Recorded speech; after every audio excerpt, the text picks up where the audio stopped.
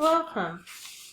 Let's take a look at using the properties of integrals and the graph of the function f of x equals the absolute value of x minus 3 on the interval from 0 to 5 to help us evaluate the integral from 0 to 5 of the function absolute value of x minus 3 dx.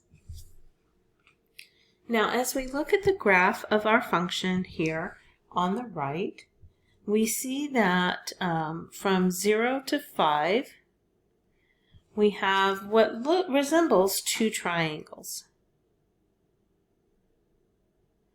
where the function intersects the x-axis at 3. We have a corner there as well as a minimum. So as we think about integrating from 0 to 5 our function, what we can do is we can say, well, I know how to process or evaluate the integral from 0 to 3. I can see that I have a triangle, and I can see that I could use the formula 1/2 base times height to help me evaluate that. I can see as well that on the interval from 3 to 5, I have a smaller triangle. But yet again, it's a triangle. I can find the base is 2, I can find the height, so I can also calculate the area of this smaller triangle. Then the total, the integral from 0 to 5 of the absolute value of x minus 3 dx would be the sum of those two areas.